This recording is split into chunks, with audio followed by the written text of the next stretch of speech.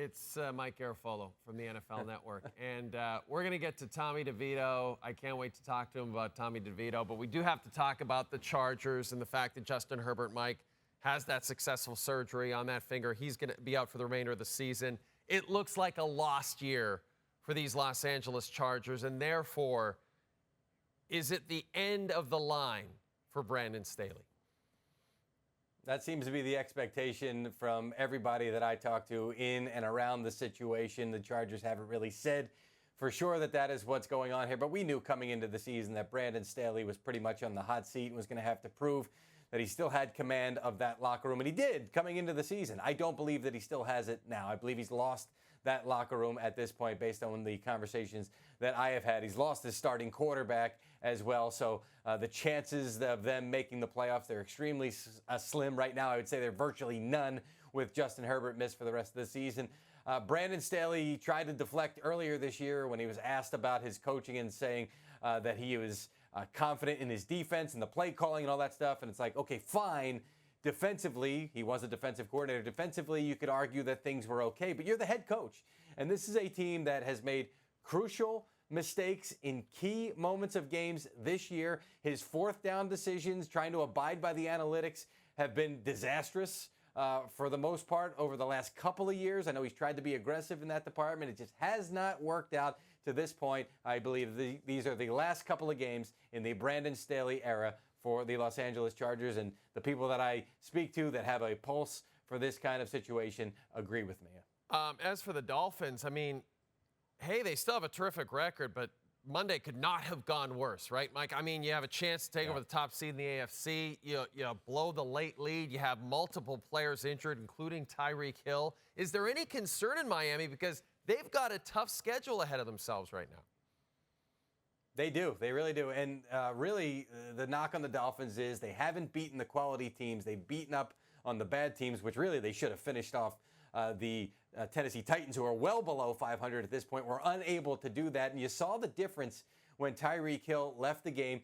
Even Hill said nobody told him, hey, Tyreek, get back in the game. He just kind of went in by himself because he knew that this team needed a spark. Now, Mike McDaniel has been hailed as an offensive genius, and he certainly has shown his ability to scheme things against other teams. And to lose Tyreek Hill in the middle of a game, that's a little bit different than, let's say, if you had the whole week to game plan. But you saw the difference in this offense that has had plenty of chunk plays and been so aggressive against opposing defenses late in the game, dinking and dunking as they were trying to come back on that last drive. And the whole time I'm thinking to myself, this isn't going to work out. They have got to get down the field faster, number one. And number two, this is not the kind of offense that they run. So if Tyreek Hill is going to be affected by this ankle sprain, I think the Dolphins are going to be seriously affected. They lost their center, Connor Williams. They've had a bunch of injuries recently, including Jalen Phillips on the other side of the ball defensively. Yeah, there is reason for concern in Miami. And as far as these litmus tests that they have come up against recently, that they will come up in the next couple of weeks, they've got to beat one of these top teams to announce to the AFC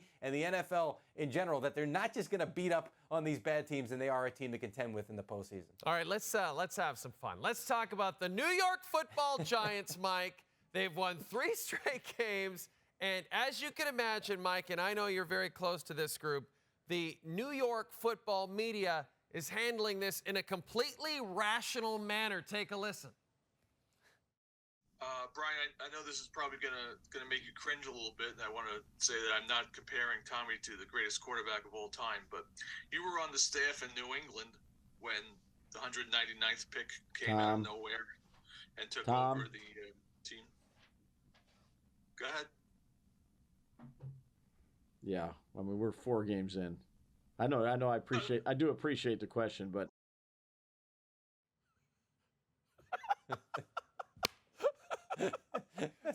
That's Tom Rock from Newsday, by the way. You can point to him for that phenomenal question. And Tom's got a great sense of humor, so I wonder if he was kind of just trying to have a little bit of a laugh here on that one. Well, I love it. I love it. Like, I mean, Brian Daboll is not going to confirm that Tommy DeVito is the second coming of Tom Brady just yet, but it's so intriguing, Mike, because they handed Daniel Jones a lot of money last year, and yet Tommy Cutlets is the darling of the entire tri-state area here.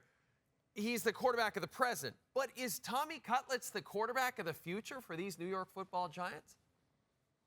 No, they will draft somebody before they turn this whole thing over to Tommy Devito. That is not a knock on Tommy DeVito. I'm not trying to take him down. I'm answering your question, Jay. But I will say this. If Chase Daniel can make $40 million over the course of his career as a backup, Tommy's got a lot of cutlets in his future in regard to his ability to make money as a backup quarterback because he has shown the ability to not make mistakes. The two things you want from your backup. I mean, listen, obviously you'd like him to come in and play as well as the starter, and that can happen from time to time. But if that's not going to be the case, the two things you want, one, protect the football. He's gone 3 straight games without an interception. He's doing a phenomenal job of making decisions. And number two, be able to create with your legs. Get out when things break down and run around. He's able to do that as well. He threw a beautiful pass to Isaiah Hodgins for that touchdown against the Packers while on the run to his right.